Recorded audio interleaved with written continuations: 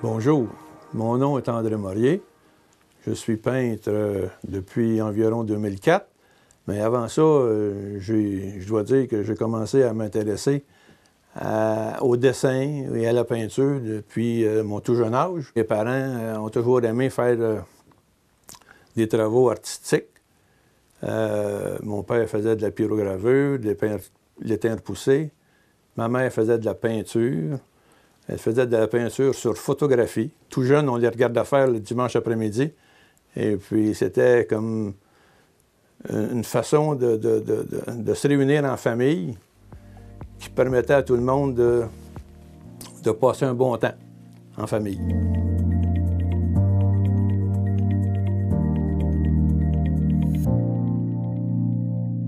J'ai toujours été intéressé à faire du dessin.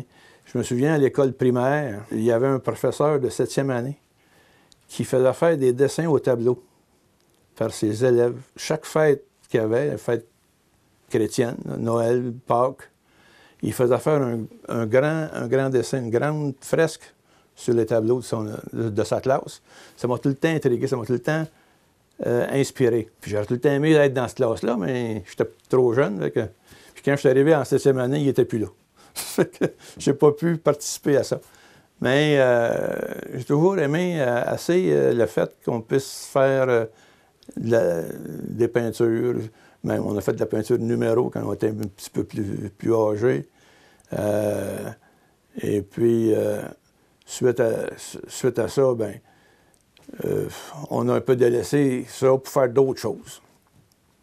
Je me souviens, avec ma future épouse, pour passer le temps, on faisait des tapis crochetés. J'avais du temps un peu à faire d'autres choses que de faire du ménage. Alors, il y avait une dame qui restait pas loin de chez nous, à Belleuil, dans le vieux Belleuil, qui donnait des cours de fusain. Ça m'a tenté d'essayer le fusain parce que j'avais toujours aimé voir les gens qui faisaient du dessin dans des foires, qui faisaait des portraits avec du fusain. Et puis, il faisait ça d'une façon très rapide, et puis c'était ressemblant, c'était plus qu'une caricature, c'était vraiment un portrait, là. Et puis, ça m'impressionnait beaucoup. Puis, je m'étais dit, faire du fusain, ça doit être intéressant. Alors, avec cette dame-là, elle nous a donné les bases du dessin au fusain.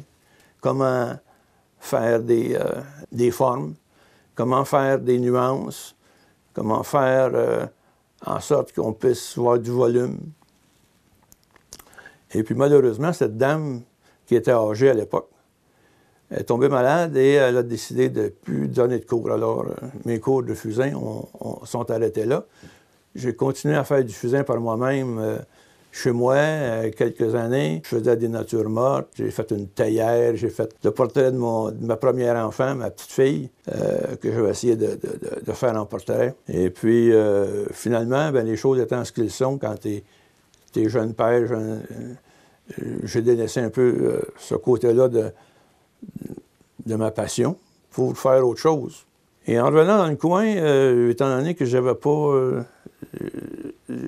vendu ma maison, et puis mes enfants étaient toujours à Magog. Là, j'étais allé rester chez mon père, dont le portrait est ici. Puis mon père, à l'époque, il était encore en forme assez potable. Il était potable, on pourrait dire. Fait que je restais chez lui. Et puis lui-même, il faisait de la peinture, encore. Quand il est tombé malade, il a arrêté de peindre. Et puis, j'ai récupéré tout son matériel. Avec son matériel, ben là, je me suis dit, ben il faudrait bien que je fasse de quoi avec ça, là. Et une de mes belles-sœurs, elle connaissait une dame à Saint-Hilaire, qui s'appelle Rolande Côté. Et Rolande Côté donnait des cours d'huile, de peinture à l'huile, dans son sous-sol, par petits groupes. On était 4 ou 5. Un petit atelier, une fois par semaine.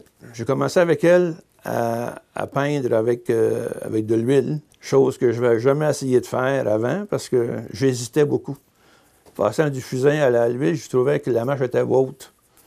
Et puis, je me disais, bon, je vais être capable de faire de l'huile. Ça a l'air compliqué. Puis, fait que finalement, ben, j'ai essayé avec elle, et puis les résultats étaient quand même assez intéressants.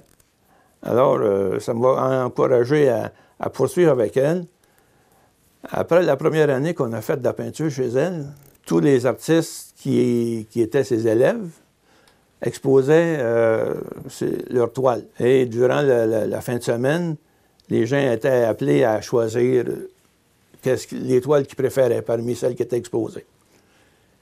Et comme de bonne, c'est moi qui ai réussi à avoir le premier prix. Alors, ça m'a doublement encouragé à poursuivre.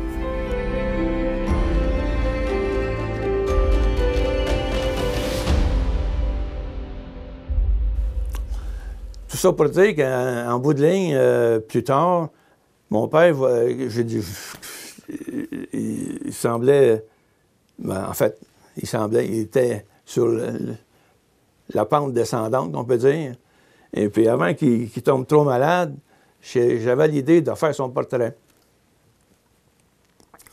Alors, j'étais allé le voir à sa maison où il était en pension, parce qu'il n'y avait plus de son logement. Et je l'avais interviewé. En l'interviewant, je faisais son dessin. Ensuite de ça, ben, j'ai pris une photo ou quelques clichés. Et puis, j'ai fait la peinture chez moi. Alors, c'est le portrait de mon père à l'âge de 86 ans peut-être, une année ou deux avant qu'il décède. Alors, on peut voir que l'homme est quand même un petit peu triste. Je dirais triste plus que aigri, parce que mais c'était pas un homme souriant. Mais il acceptait mal sa situation, je pense. Il voyait dépérir, puis... Alors, c'est comme ça que ça m'a entraîné à faire d'autres choses, mais des figures, j'en ai pas fait beaucoup. J'ai fait la sienne, et j'ai fait une figurine de ma femme. Et ça, c'était... Moi, en fait, pour dire tout, là, j'ai tout le temps trouvé qu'en faisant de la peinture, je me donnais comme un genre de challenge. Je voulais faire des choses que j'essayais de réussir, tout en sachant que j'aurais de la difficulté peut-être. Alors, j'avais fait on avait été faire une marche dans le bois d'une cabane à sucre chez mon beau-frère. Et puis, j'avais pris des photos de ma femme. C'était en hiver, au printemps. Là. Et puis,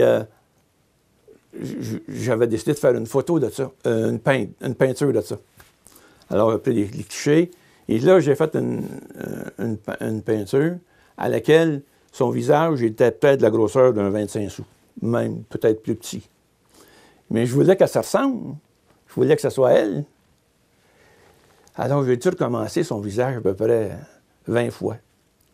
Aussitôt qu'il y avait un petit trait de travers, ça y ressemblait plus.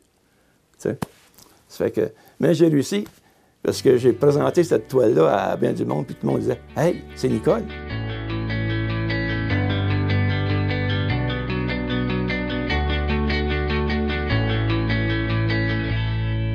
Les dernières toiles que j'essaye de faire, c'est des petites toiles, parce que je veux essayer de faire justement de l'art abstrait. Et je comprends que c'est pas si facile que ça de faire de l'abstrait qui est potable. C'est assez compliqué. Alors, mais j'essaye de faire ça parce que ce que j'aime dans l'exercice de ça, c'est le laisser aller. On se laisse aller, puis ça, c'est complètement contraire à moi, ça. T'sais, fait que là, c'est comme si c'était une autre personne qui faisait d'autres choses. J'ai pas encore réussi. J'essaye, mais c'est pas évident. Alors, je me contente encore de faire des toiles qui sont plus réalistes. La dernière que j'ai faite, c'est la grande longue, là, que j'ai intitulée « Le sentier COVID ». Et c'est pour ça quand je dis que c'est les événements qui vont m'inspirer ou des choses du genre, quand la COVID a commencé, je trouvais qu'on s'embarquait dans quelque chose qu'on ne voyait pas la fin. Puis qu'on ne savait pas où ça aboutirait. Alors, moi, c'est... Puis j'avais cette toile-là, chez moi, qu'en fait, je ne savais pas quoi faire avec. Parce que c'était un peu saugrenu, une toile longue de même. Et puis, c'est à ça que j'ai pensé, de faire un sentier qui mène nulle part. Sentier COVID. On rentre là-dedans, mais on ne sait pas quand on en sort. Celle-ci, c'est une toile de la Nouvelle-Écosse, Peggy's Cove. Peggy's Cove, on est allé là, moi et ma femme, on a fait le tour de la Nouvelle-Écosse.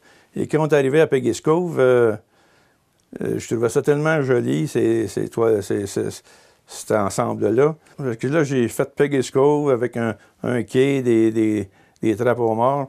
C'était un rappel que j'avais pour moi de ramener de mon voyage de Nouvelle-Écosse. Alors, ensuite de ça, des toiles comme celle-ci, qui étaient dans, je pourrais appeler, ma section cadeau de retraite.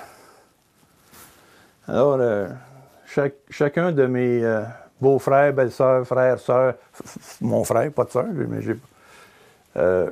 qui prenaient leur retraite, je leur faisais une toile pour leur rappeler qu'est-ce qu'ils aimaient dans la vie, puis un peu de leur démarche. Alors, ici, c'est ma belle-sœur, Micheline, qui aime aller sur les plages, elle aime la lecture, elle aime prendre un bon vin. Alors, j'avais décidé de faire ça pour lui rappeler les bons moments qu'elle prend en vacances. Ensuite, celle-ci, c'est celle que j'ai faite pour mon frère Yves, ancien juge de la Cour du Québec. Cette toile-là, l'inspiration de ça m'est venue du fait qu'on avait une discussion à un moment donné. Bon, souvent, il me parlait de ses causes, puis souvent, il était bouleversé par ça. Puis là, c'était souvent pas tellement calme, on dirait, dans ces causes-là. Ça brasse pas mal. Fait que, puis là, ben, c'était au moment où il prenait sa retraite. Fait que je me disais, il n'y a pas tout le temps qu'il était sur le banc, ça n'a jamais été calme. Fait que là, le rayon qui vient d'en haut, c'est pour le rasseoir un peu. Faire en sorte qu'il soit plus tranquille. Fait que j'avais mis sa torche sur la chaise pour signifier que là, c'était fini. Il pouvait s'asseoir puis profiter du bon temps. Fait que c'est la toile que j'avais faite pour sa retraite. Tantôt, je parlais de mon père, Gérard, qui faisait des toiles aussi. Et puis, c'était pour vous montrer une de ses toiles qu'il a fait en 1995, alors qu'il pouvait être âgé d'environ 78 ans. Une de ses dernières, probablement, qu'il a faite, là. Celle-ci, c'était une toile que j'avais faite suite à un voyage à l'île d'Orléans, que j'ai intitulé 42 000, auquel j'ai mis un cycliste, parce que le tour de l'île, ça fait 42 000 en vélo. La belle-sœur voulait tellement voir cette toile-là que je lui ai donné par la suite. Ensuite de ça, il y a ces toiles-là ici, qui sont en fait 3 toiles qui étaient destinées à faire une exposition pour permettre la vente de ces toiles-là avec un bénéfice qui irait en don aux associations bénévoles de Saint-Hyacinthe. L'Alcôve, qui est un portrait du site de l'Alcôve actuellement. Ici, c'était celle que j'ai appelée le phare, pour représenter l'organisme Le Phare. C'est un phare qui est de la région de la Nouvelle-Angleterre. Ensuite de ça, ici, c'est une toile que j'avais faite depuis quelques années déjà. J'avais fait ça suite à la fermeture de la maison Mélaric. Et lorsque ça l'a fermé, ça m'avait inspiré le fait que de voir ces hommes-là qui perdaient leur lieu de résidence ou d'endroit pour pouvoir se sortir de leur dépendance, et puis la maison fermait faute de fonds. Alors, il était devant rien, c'était dans la rue. Alors, c'était, pour représenter ça, j'avais fait c'est une rue du Vieux-Québec, dans le fond. C'est pas l'endroit nécessairement de Mélaric, mais c'était pour montrer que les gens sortaient de cette maison-là et étaient directement dans la rue. Ils s'en allaient dans toutes les directions. Et ils se demandaient où était pour aboutir. En tout cas, c'était un genre de toile comme ça qui m'avait inspiré parce que je trouvais que ces gens-là sortaient avec plusieurs problèmes qui n'étaient pas résolus. Il y avait de l'ombrage, la tempête au-dessus d'eux autres. Les nuages, c'était menaçant. Et puis, pour s'en sortir, il fallait qu'ils sortent de là et qu'ils aillent ailleurs, en espérant qu'ils se trouvent un endroit.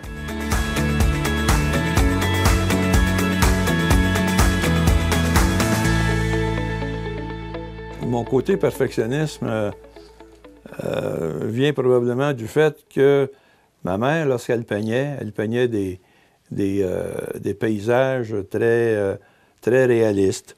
Et ça m'avait toujours inspiré. On avait ces toiles-là dans notre maison depuis mon tout jeune âge. Alors, on a des représentations de ces toiles-là ici, que je peux vous montrer. Alors, ma mère, elle signait H.M. pour Henriette Morier. Elle apprenait des Sœurs Saint-Joseph à Saint-Hyacinthe. Alors, c'est le genre de toile qu'elle faisait. C'est ça que on peut voir qu'elle aussi, elle aimait la précision, le détail, les couleurs, les ombrages, toutes sortes de choses qui m'inspirent. Je pense que peindre, c'est libérateur dans un sens. Moi, j'aime bien faire toutes sortes de choses qui vont remplir mon temps. Là, je suis à la retraite, j'ai du temps à faire. J'aime que mon temps puisse se servir à faire des choses que j'aime. Alors, peindre, pour moi, ça me donne ce temps-là privilégié et je ne vois pas le temps passer avec ça. On peint, je peux recommencer des choses que j'aime moins. Je suis perfectionniste encore là. C'est peut-être un défaut, je ne sais pas. Mais j'aime avoir les choses précises. Toute chose étant un peu ambiguë, souvent dans mon cas, j'aime aussi essayer d'autres choses. J'essaye de faire un peu d'abstrait. Mais j'hésite encore à me laisser aller complètement dans l'abstrait. Mais un jour, je me dis, j'arriverai à faire de quoi que je pourrais mettre sur un mur chez nous. Je ne sais pas si je mettrais ça sur un mur ailleurs, mais je vais le mettre sur un mur chez nous. Pour l'instant, je ne suis pas encore là. Alors, c'est un peu le tour un peu de ce que je peux faire en peinture. Qu'est-ce qui m'habite là-dedans? J'aime peindre avec d'autres gens aussi. J'aime peindre quand il y a des gens autour de moi qui me donnent des commentaires, qui me challenge dans ce que j'ai fait, me demandent pourquoi je fais ci, pourquoi je fais ça. Alors, j'aime aussi essayer de me servir de mes connaissances en couleur. J'ai une formation quand même en chimie teinture pour teindre du linge, teindre des fils. Alors, la couleur, pour moi, c'était pas quelque chose d'inconnu. Mais c'est l'application de cette couleur-là sur une toile, c'est autre chose. Je trouve quand même que les connaissances apprises au point de vue mélange des couleurs, obtention de certaines couleurs, ça m'aide beaucoup quand même, mon apprentissage là-dedans. Ça me satisfait, puis je suis bien content avec ça. C'est un peu ma façon de voir la peinture.